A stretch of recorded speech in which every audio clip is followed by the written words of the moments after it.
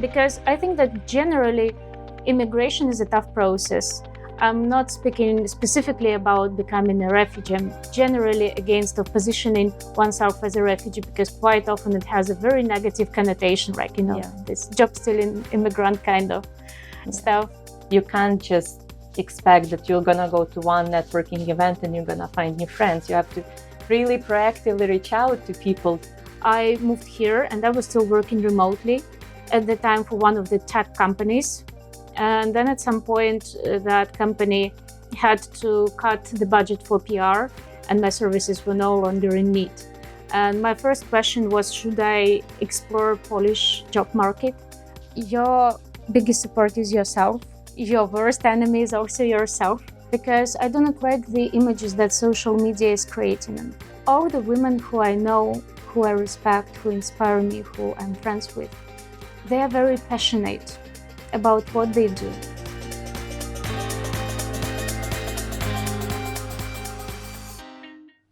Hi everyone, and welcome to Common Ground, our series of video interviews about lives of extraordinary Ukrainian women for Generation Ukraine. I am Yulia Kril. I am the founder of Generation Ukraine and also the founder and executive director of B&K Agency.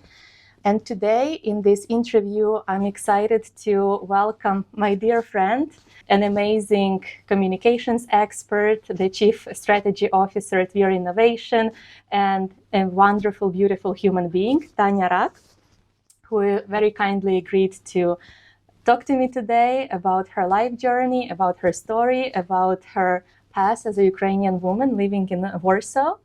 Thank you so much, Tania, for being here today, for all the years that I've known you.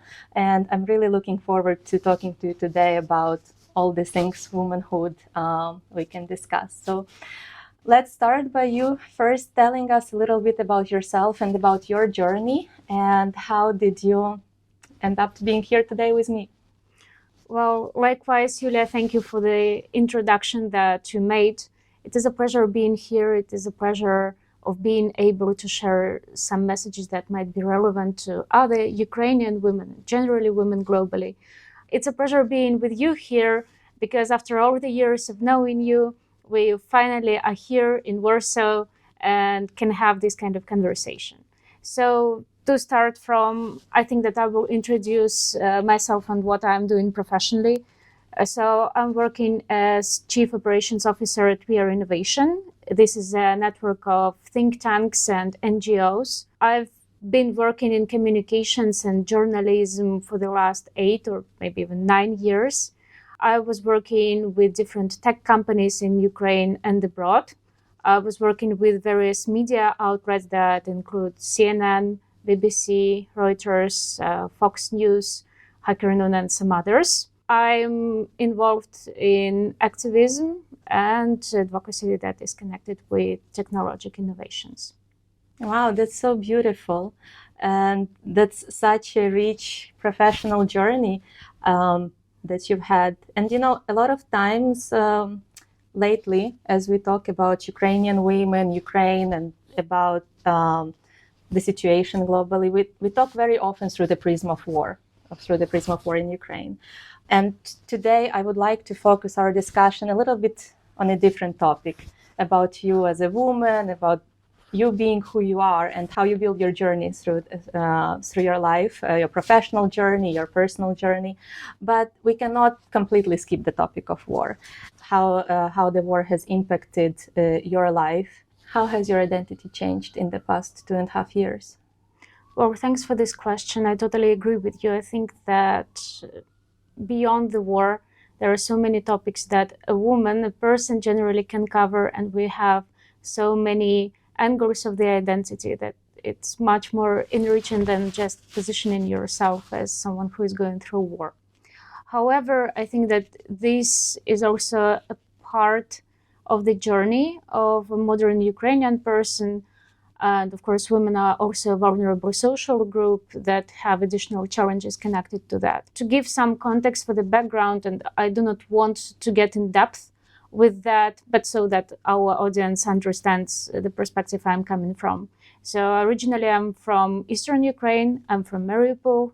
Shortly before the war, I moved to Kyiv for work, but I lived there for around 6 months, and then war started. So I left the country. For a little while, I left in Czech Republic, and then I moved to Warsaw. So currently it's been a bit more than 2 years. I have my family here, and that was my first experience when I moved to abroad. And also I brought my family, who for their whole life has been living in one city, coming from a certain cultural background. And it was a very new experience in the way of how you're feeling as a person. Because I think that generally immigration is a tough process. I'm not speaking specifically about becoming a refugee. I'm generally against of positioning oneself as a refugee, because quite often it has a very negative connotation, like, this job stealing immigrant kind of stuff. But I think that when you are moving to another country, usually you prepare yourself, because you need to be ready that you need to dive deeply into a different cultural context, political context, social context. And this is something that you can prepare yourself in theory, but in practice you are coming and everything is new. And of course, I did not move to a country that is that drastically different from Ukraine. We share some common history, we share some common cultural background, but still it is something new. And here's what I understood during that time. First of all, some things that just made sense in your country, you don't need them in a new one, because your experience might be irrelevant to local senses, or your local experience, professional experience included, might seem irrelevant. So as we are touching base also on the professional development, I moved here and I was still working remotely at the time for one of the tech companies.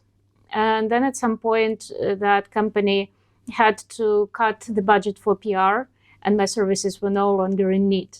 And my first question was, should I explore Polish job market?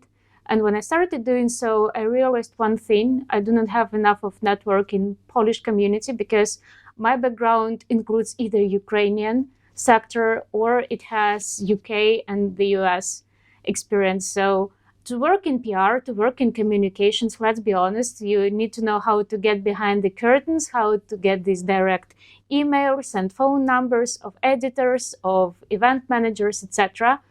And you also need to be fully proficient with language. Even as native speakers, let's agree, it all depends on of how well-spoken we are at some point. And when you are dealing with a new language, and know that I started learning Polish when I moved, actually, you just cannot get the same level of proficiency, even on a daily basis, but especially in such a sensitive niche as communications and journalism.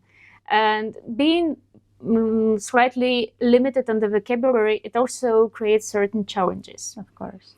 For me, I think that I was lucky enough, because having some background in activism or in professional field, there were some colleagues or experts from the field who firstly suggested me to cover some politics and economics in relations between Poland and Ukraine. So it was still close to my background, and I think it was quite a lot, because I'm not sure how many of people who went through a similar journey were able to find something that they like doing and what they are passionate about, and still to keep, the same kind of lifestyle. But that helped a lot, because I started writing, and of course I was not very proficient, but I had editors, I had correctors who were native speakers, and that helped me. Another thing that you need to get ready is actually the whole process of socialization, because you also abandon in a way your social circles. And for me, having people from afar, it was never a problem, because again, coming from a background of activism or working with international communities, it means that lots of people who became close to me during these years, they are all over the world, and quite often they exist only in my smartphone and in my laptop. And our meetups for coffee are basically Zoom, so these wine calls on FaceTime. But at the same time, sometimes you just need this human-to-human interaction. I moved in quite an unstable period of my life, And sometimes you just need a good friend and a good conversation and a hug. Yeah. And in the beginning, it felt a bit lonely. What I learned from that is that you need to build that, but you also need to keep close bonds with those people who matter to you, who always knew you before, who know your identity from all the different angles and who are still there, who support you. And that usually gives you some hopefulness for your future journey. And it also gives you the ability to explore, to discover yourself, to socialize a little bit more once you have the resource, of course. And that's it. Also, on some downsides, I think that when a person is moving somewhere, you need to get ready to challenges that include bureaucracy, challenges that include some language aspects, challenges that include the integration, because I moved also with my family, and being a woman in her 20s, it is a bit easier to find a social bubble because naturally you are more involved into different social activities. But for people who are of generations of parents or grandparents, also in my case, it's a bit harder, and you also need to think about them. And if you are bringing them here, you're also taking the kind of responsibility. And in times it feels like a bit too much, but you also cannot show that, because if you bring some people and if you are taking this responsibility, they need to be able to lean on you. And then you also need to be able to solve some kind of challenges that appear on the way. And sometimes you are feeling like an imposter because you also do not know how to do that, but you figure on the way. Yeah. Even if you think that you don't know, you always do know.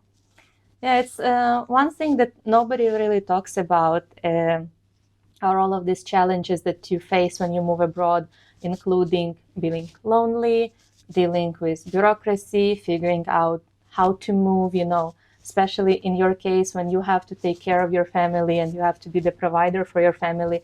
It's not something that it's so okay to go out on social media and talk about it, because it's something that goes very deep to your heart, and it takes a lot of courage to share these things. But also from my experience of moving abroad, one big thing is we have to be adaptable. I think adaptability is one of the main things that we have to master, to not forget our background, but be ready to push it aside and not be stubborn about sticking to it and be open to absorb a new culture. We have to be so proactive to build new social circles. You can't just expect that you're going to go to one networking event and you're going to find new friends. You have to really proactively reach out to people to meet them, because at the end of the day, yes, you might know a lot of people, but the people who become your home, you really need to bond with them, to go through all the hurdles, to go through fire, and it takes a long time to build those really meaningful and strong relationships that you no longer have, as you said, your friends from school, your people who knew you when you were young, when you were 10, 15, sometimes even 20 years old. Especially for your parents, it's also really challenging. And you moved here with your mom. How does she find it? Well, I think it is more challenging for her than for me. And you are absolutely right, because when I just moved here, I was thinking about the matter of integration. And one of my biggest fears was to get stuck in the immigrant bubble.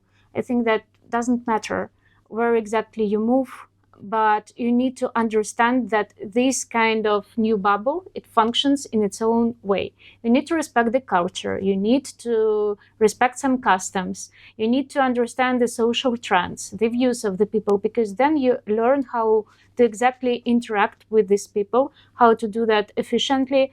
And roughly speaking, when you are coming as an immigrant, you need to adjust. It's not that the society should play the way that you were always functioning. And also with people, you are absolutely correct, being proactive, but it also requires time to become really close with people. And if you're not proactive enough, yes, you meet some people, but what's the quality of these connections? Yes, you can go, to do your groceries downstairs, you will say hi to your neighbor. Will that be meaningful? Is it a person who you choose, or you are the obstacles to choose this person? That's a very big difference. And in the beginning, you need to get ready that it won't be easy for you. And in fact, you won't be able to bond that much with people simply because they need to get to know you. Also, the language barrier, because you can be so funny, you can be so smart in your first or your second language, but you might feel limited in the language that you are still learning. And sometimes it might also impact the perception that people have of you, because we are also reading all these nonverbal moments, or we can identify a person, by social class in a way how they speak, their proficiency, how well spoken or well read they are. And for me, it was always a concern. But then my friend once said a thing that got stuck with me, that people will still read your energy, the energy that you are bringing when you are coming into the room. And I thought that, well, if it's not that off-putting, maybe that makes sense, and they will forgive me for making some mistakes with the pronouns or whatever I'm making that with. For my mom, I need to admit that it is much more challenging because she's in her 60s. She's been living she has lived in Ukraine for quite a while.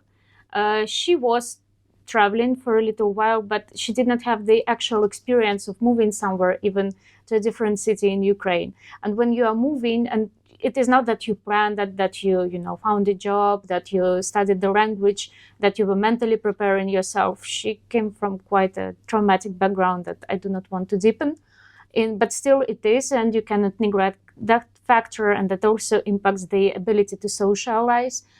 Different people react quite differently to stress, and it is very easy to lock yourself in. And I would say that it really required lots of time for her to actually start doing this little baby proactive kind of steps, get into language courses where she can also meet other people who might share some of her backgrounds or some thoughts or concerns.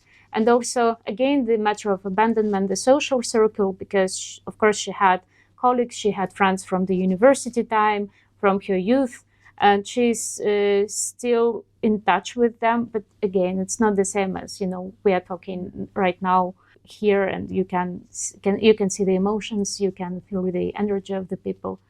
But again, I think that this is work in process, and you just need to understand the cards that you are playing with, and you need to play them as well as you can. Actually, when I moved to Italy, I was trying to kind of really proactively step away from Ukrainian community. I was pretty much the same. I wanted to meet new friends, new people, and I was very lucky to work in a very international environment as well. So I kind of became very absorbed in international community and traveling and having friends all over the world. And that was fantastic for a while. But then when you realize that you come home from another trip and there is very few people around who you can find as your home, who you can call home, then you start, same as you mentioned before, feeling lonely and looking to build those connections. And then recently, in the past 2 years, it's still quite recent. Yes, I started actually trying to proactively build a home, but also reconnecting with my Ukrainian community, with my Ukrainian roots in a way. And I also noticed in Milan that every time there is another opportunity for Ukrainian women to get together, they jump on it so quickly, because for them, especially for those who moved after the war to Italy, it has become a home away from home. To talk in your own language, especially for women who are further along in their career, who had to learn Italian, very similar experiences as their mom, who were struggling to find a job, who were struggling to find new friends and build new traditions and new routine. So for them, kind of coming back to that Ukrainian community has been the places they had the home away from home. And what about you? What is your home away from home? I think that my heart is in different places in that sense, because people who are dear to me, especially women, I really value female friendships. I think we will touch base on that later, but one of my most close friends, she's in Georgia, and we are talking every single day, and we have 2 hours of difference. But it is a very chosen kind of home, and it is the unmatched level of connection and energy and pretty much unconditional raw love that I experience, platonic kind of love. One of my closest friends, she is in Ukraine, she is in Kiev. And there are amazing people, amazing friends who are born around the world, you know. Sometimes I get the notes from India, like, hey, how are you? I really thought about you. Or I'm getting a voice message from a friend who heard the song while he was walking down the street, and he sends me this recording, and he's like, hey, this is absolutely your energy. And I'm feeling that doesn't matter where you go. Of course, there should be a physical place where you return. It's the basic need. But in fact, I'm feeling that doesn't matter where I'm going to in the world, they still will be my people. We just need to find them, always identify, test within some time and situations, and not to let them go. That's so brave.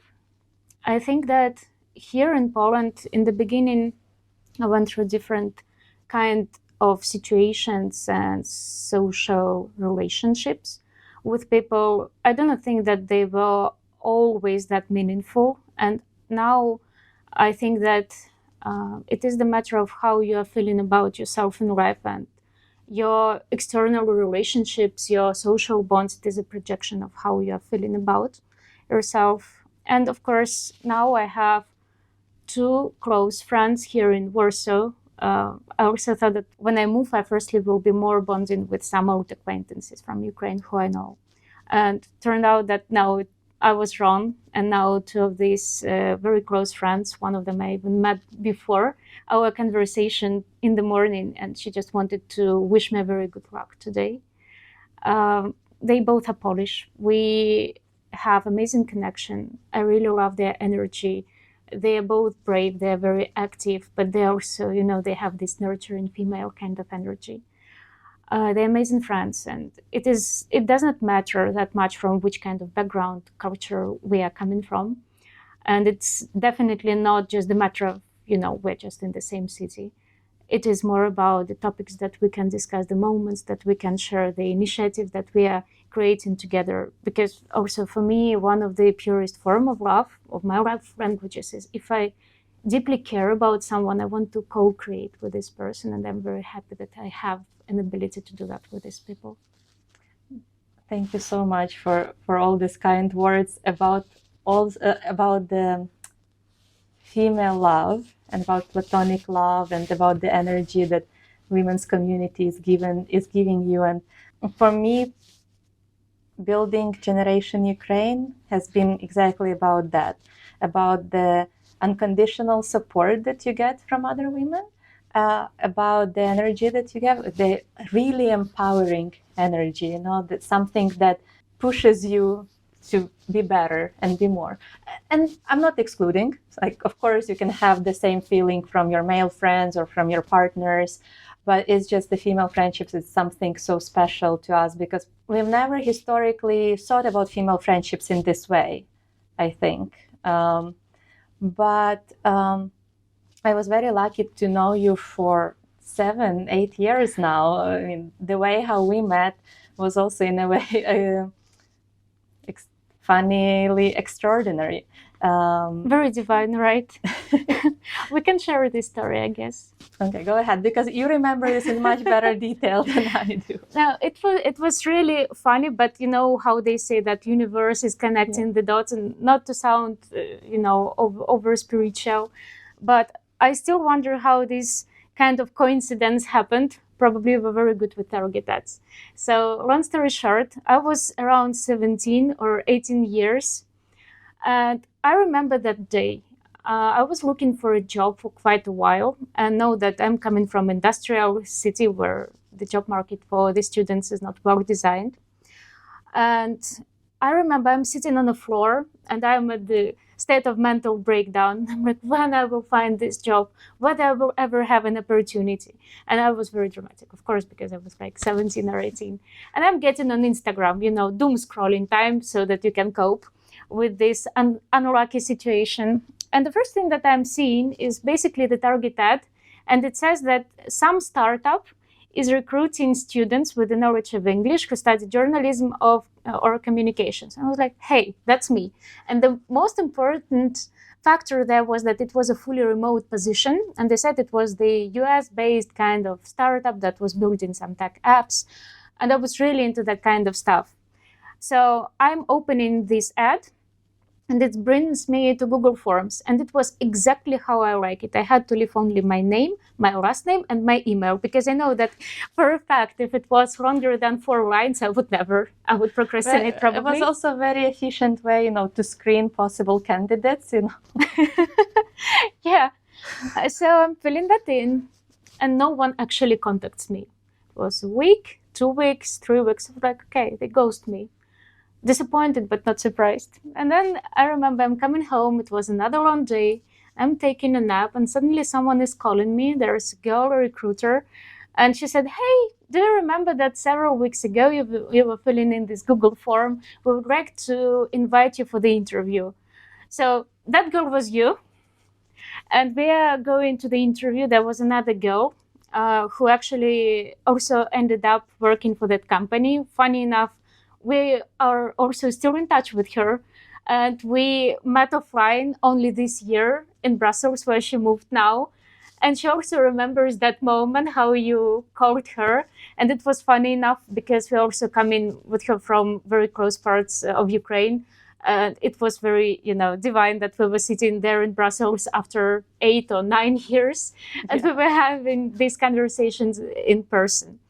But then I remember that you moved to another position that was connected to Students for Liberty, right? So you left that startup. For some unknown to me reason, we still stayed in touch. I remember that we did not talk that much, but we were following each other on social media. But you were very proactive to reach out all the time, because then I remember we were doing a conference in Madrid in 2020, and you actually kept writing me and asking, so what is this event? This looks so amazing and interesting. And I was really surprised that you came to Madrid. It was also another really funnily extraordinary time when we did an event 3 days before the global pandemic, but that's another story. You can't even imagine. Honestly speaking, I also still cannot explain myself what was my guidance at the time, because it's not very typical for me, at least it wasn't at the time, that I would just learn about something, some kind of event. I learned that from your Twitter because you reposted something about the upcoming conference. Did I check that much what that conference was about? No. But the thing is that at the time I was working for that company where I stayed for quite a while, for almost 4 years. And at that point I was also doing my master's. And I was looking for new opportunities because I felt like I already got everything that I could from that job. And it is the time to move on, but I was not that much sure about the direction. And I felt the lack of the supportive community. I needed some more like-minded people, and I had lots of ideas, but I just did not understand how I can shape them. And so I'm learning about this conference, and I'm like, okay, are we booking tickets exactly that night? Yes, of course, because why not? Because we can. So I'm booking all that. I'm coming to Madrid, now that I knew no one. Basically, I came just to meet up with you and then to see what I can do at the conference. I remember that we met at some kind of square downtown in Madrid. We had coffee, and it felt also very weird to see you in person after 3 or 4 years of getting to know you. And then I'm coming to that conference. It was a very life-changing kind of, and I think that they can use that for their success stories, definitely. But I met so many people who I just clicked with. And back at the time when I was talking about some things that I wanted to do even within my university, people looked at me like I was a creep. Why you want to do a podcast? Why do you want to make this kind of conference? Why do you want to give this kind of talk? And it felt a bit disappointing because I felt like maybe these ideas are not good enough. Maybe they do not have the right to exist. Maybe I just need to switch my brain a little bit. And then suddenly I'm meeting all these people and they go like, oh, podcast, amazing. I have 2. Oh, conference, I organized 3 this year. And I was like, wow, such a new level.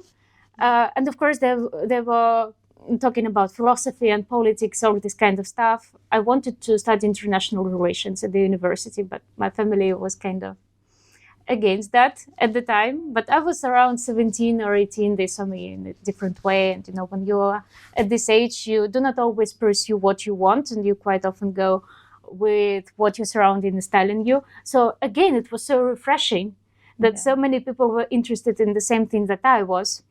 And then I'm coming home. Of course, the world goes on the lockdown. And because of that, I think that people felt a bigger social need just to have someone around to talk to. And I bonded with lots of people at that time. I made lots of friends. And that also brought me to Students for Liberty. And it started my journey with activism, but also it actually motivated me to pursue journalism because I was writing for my blog. I think that I've been blogging since the age of 12, probably, at some, girls' portals, laundry kind of thing, Tumblr, Face, etc. But at the time, there were several programs, and also some of them, they were activated during COVID, and that led me to apply to different fellowships. So I continued my side education with journalism, with Internews Ukraine, for example, some other international hackathons for journalists, educational programs, webinars, everything prepared, and started writing lots of materials, was recording the podcast quite actively. So it really helped me because I actually got what I wanted, because I wanted to find the destination. And I think that meeting you as a recruiter in 2017 or with whatever year that was, and then coming to the conference, it all fell in a very good cascade of events that eventually brought us to having this conversation today after all these years. In my questions for today that we were discussing earlier, we were talking about this magic push, and you said you don't really know how to answer that. So I guess we kind of figured that out. I think I just had that many pushes. But another thing that sort of you mentioned as a theme of this is that you were really courageous to jump on any opportunity that you saw your way, because it feels like you felt it, that all of these things you felt you had to do in the moment in time. But there are also moments in life when you lose jobs, when you lose maybe some people, and you have to when you want to do something but you're afraid. And through that, you constantly have to overcome the fear and win the battle against yourself. So I would like to ask you, what are these battles from time to time that you have to win against yourself, the battles that you have to win against yourself every day? Because I know that even though kind of everyday life might seem calm, but there is still inside of each of us, there are so many fears every single day. Last year or last 2 years, they were quite challenging and also life-changing to me, because when you sent me the questions and also we kind of touched base, too, I'm feeling nervous. There are, of course, some moments of your before and your after. And of course, I think that we generally, as people, we are going through the kind of transformations. And for me, all these last years, they were quite transformative. First of all, because moving to Poland, it also collided with a time when you are generally reconsidering lots of things, the quarter of life crisis kind of thing, but it was also an overlapping thing with not losing, but going a bit away from your usual surrounding. And of course, there is a war factor, like lots of things. And of course, you need to adapt. And it was quite challenging because indeed, when I just moved, I was having a more or less stable lifestyle, not the lifestyle on the daily basis, because due to obvious factors, it couldn't be, that on that same level. But I had a stable job. I was pretty much sure about the destination and direction that I'm going. I think I was doing quite well with that, and I was satisfied with that. But the point is that at some point, all the things that you were keeping up to yourself, and at the point when you are solving all these issues, like logistical issues, bureaucratic issues, you do not have that much time to think about that. And then at some point you sit with yourself, and it's time to have a very uncomfortable conversation with you. And that also got together with the time when one of the projects that I was working with, it got shut down because of the war. Then I started my own agency, and I had several clients. This agency did not last for long because I think that just at that time everything was so chaotic and messy to me that it was very hard to manage the processes, and most hardly it was to manage myself. And I think that everything that we are doing, especially maybe women will agree with me, it's based on our energy, on our vitality kind of thing. There was one client who did not pay on time, and that client was postponing and postponing and prolonging and prolonging.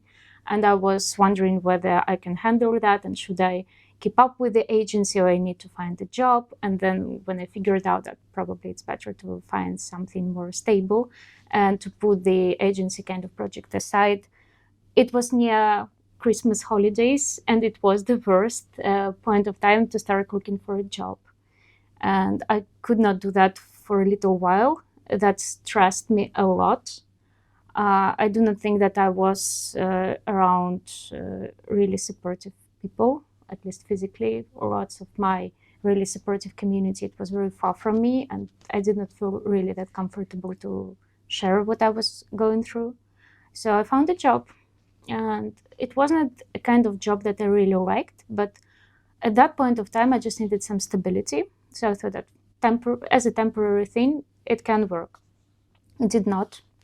And I'm very happy that it worked out the way it did. But I think that it is very easy to say that post factum, because when you are in this loop, it feels very different. And usually there is, the main character kind of thing, and this main character is overcoming difficulties, and in the end there is a prize and the audience claps.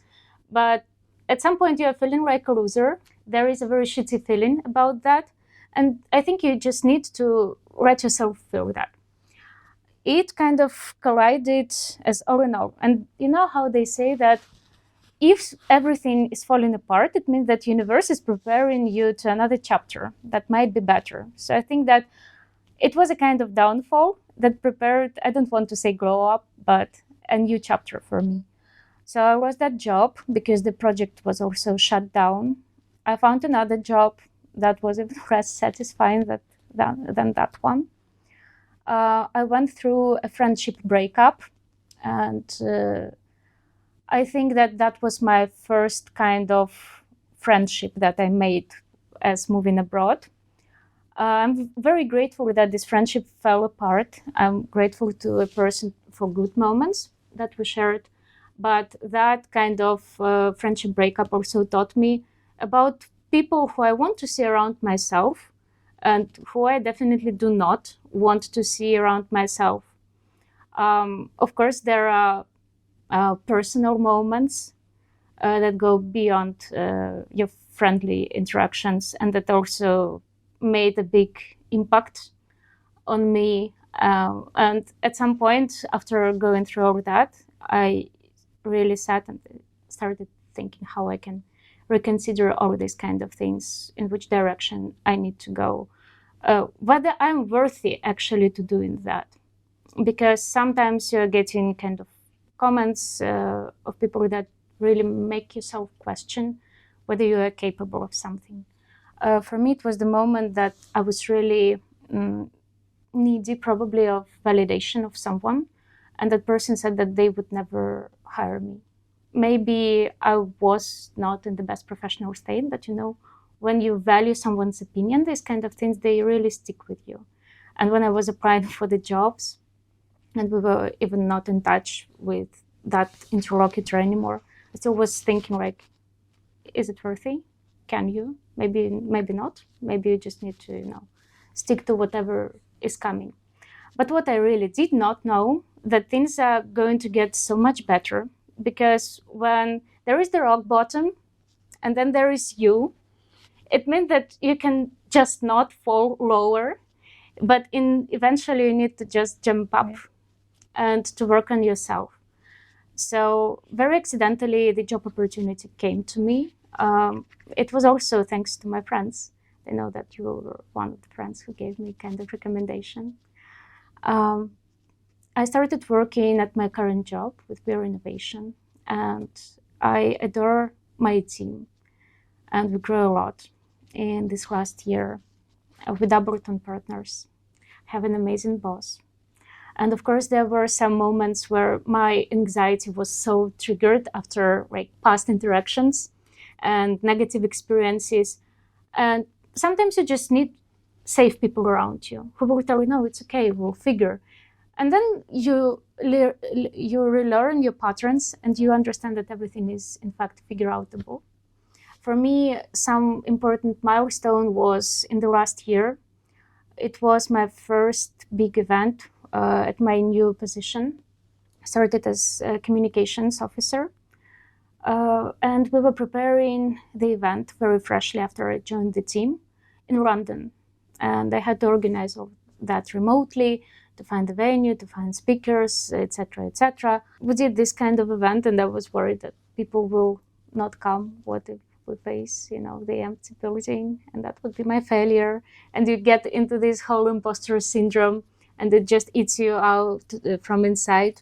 And then we are coming there. Everything was really well, nice venue, amazing people who came there. And again, it was figure outable. Yeah. So my biggest lesson is that your biggest support is yourself. Your worst enemy is also yourself. But you need to adjust, you need to get adapted, you need to relearn the patterns that you usually think with. And you need to go from there, do your best, but also to trust the process and let things just flow how they are. That's such a beautiful story, and thank you so much for sharing it. I understand that it might be sometimes uneasy to speak about the moments that have been so difficult, so thank you so much for sharing this. I think it is just about the honesty, because I do not like the images that social media is creating. And let's also say that everything that we post is usually a very carefully curated content. Mm-hmm. And even if you reveal a lot, it does not mean that you share the whole story. Yeah. And you do not share different angles. And I really do not like when people from a side think that it's always, rose and petals and pink glasses kind of thing, because I think that every single person is going through something. It is just that they do not speak about it that much. Yeah. And everyone has a story to think about or share. And you also, throughout this conversation, we touched base a lot on women friendships, women as we are, about the female energy. So I wanted to ask you, what is for you the womanhood? What makes you excited being a woman? What makes it challenging being a woman? But more importantly, I want to know, what is being a woman for you? I was really thinking hard about that question, because I was trying to find an answer that would be the most proper to me. And I think to be a woman is to combine different polar things, because all the women who I know, who I respect, who inspire me, who I'm friends with, they are very passionate about what they do. They're very bold, they're assertive, they're good with their boundaries, they're very badass, if you want. But also they're very nurturing, they're very caring, they're very supportive. And sometimes they're so fragile, and you're just feeling very protective around them, because you know how they are when they are unfiltered and when you feel their energy so raw. And probably one of the things that make me feel so good about being a woman is other women, because they are so inspiring. My friends, everything that they are doing, the women who they are, how they treat other people, how responsible, how conscious they are, all their stories, all these little conversations that you have at, the tea time or a glass of wine. It feels like my life is becoming so much fulfilled when I share this kind of journey. Female friendships, they're just on some other level, because you can have amazing, supportive male friends. And I have some, and they know who they are, and they're super supportive, and they never let you down. They're just people who are feeling well around. But female friendships, sometimes it goes beyond. One of my friends, we once had a conversation, and we came to the point that our friendship is even more than just a friendship. It's like a chosen family. It's exactly about this sisterhood, and not sisterhood in a sense that is quite often being abused, that, you know, all women are sisters in mind and kind of stuff. But indeed, it is the level of reaching this kind of connections where you are feeling like siblings. When you have sometimes fights because you're just feeling so much intense and you're wishing the best for each other. When you are feeling your energy and you're sensing that kilometers away. When you are feeling blue, I know that another person will reach out. When you are sharing all these moments, deep secrets, tears, laughter, life moments, when you are creating stories, and then the stories, they become very beautiful memories. That makes me feel very alive. Of course, there are challenges, and I think that there are the ways to overcome them. One of the challenges that I would identify is how you actually need to behave as a woman. Because I do not want to repeat this monologue from Barbie, not to sound, very pretentious with that, but indeed you need to understand where you are standing on. You need to be very protective of your boundaries, but at the same time, you do not want to come off as mean. You need to be professional. And I think that both you and I were also working in quite male-dominated area. And if you want to be taken seriously, you need to act seriously, but you need to act seriously while still being sociable. And this ability to be sociable shouldn't be confused with flirting or any kind of thing, because it's a bad PR for your job.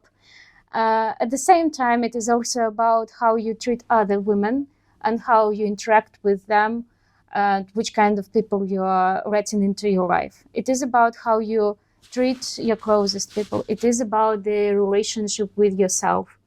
One friend of mine actually told me a phrase that she recently reconsidered how her relationship with herself is. And she said that, sometimes I am looking in the mirror, and when I want to say something really bad and self-critical about myself, I'm thinking whether if I had a little sister or if I had a daughter, would I treat her that way? And that also stuck with me because, damn, she's right. Yeah. That's pretty much it, I guess.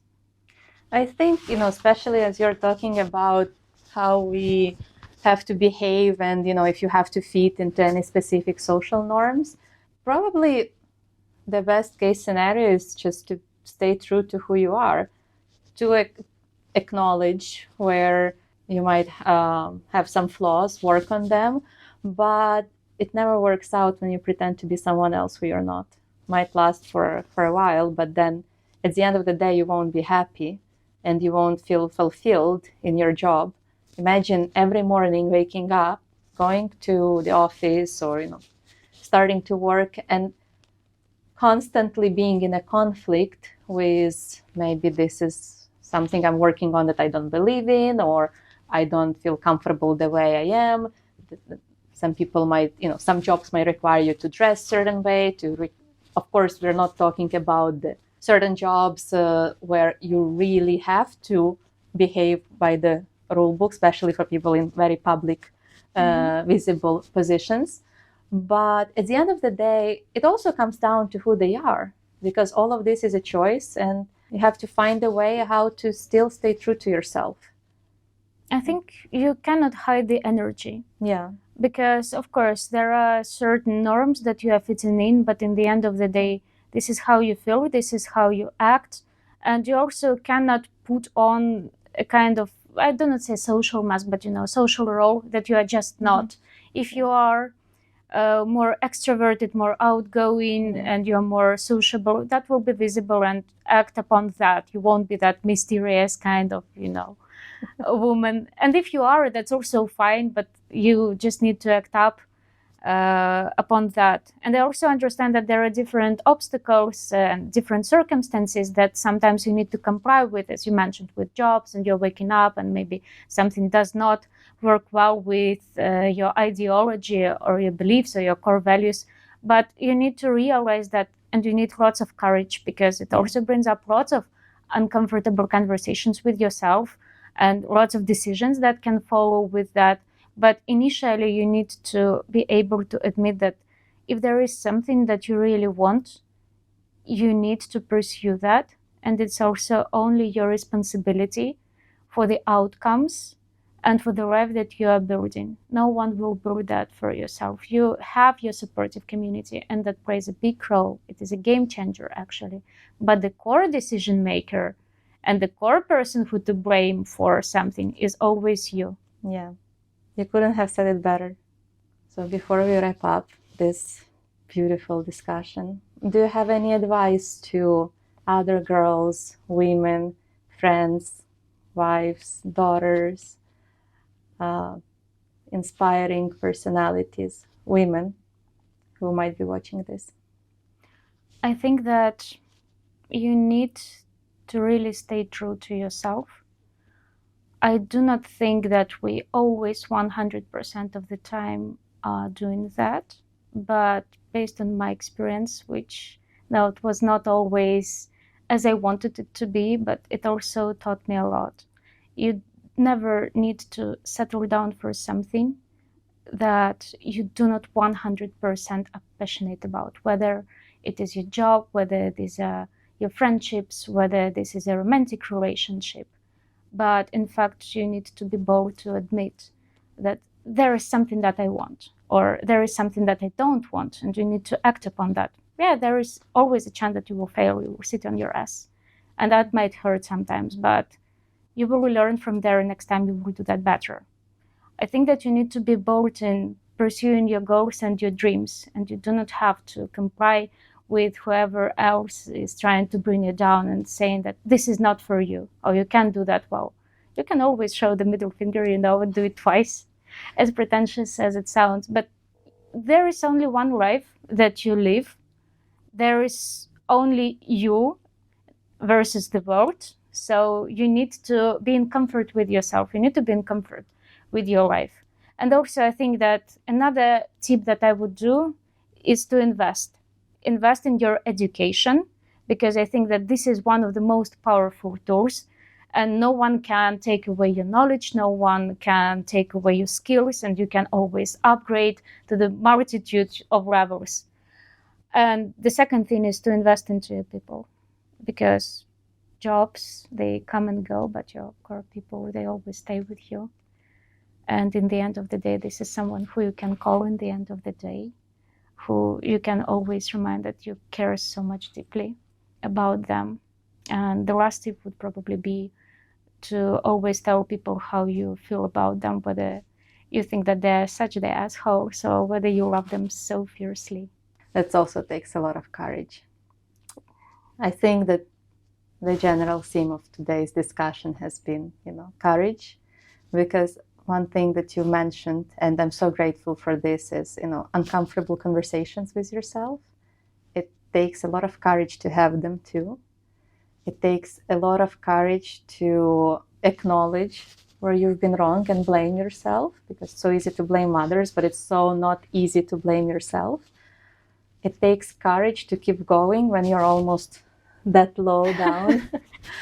And it takes a lot of courage to express your feelings and be really true to yourself, and also express your feelings to others and be true to them about how much you value them in your life, and to keep pursuing those most meaningful relationships. Tania, thank you so much for this discussion. It's been so revealing for me, and so strong and so powerful. So thank you so much. Thank you, Yulia.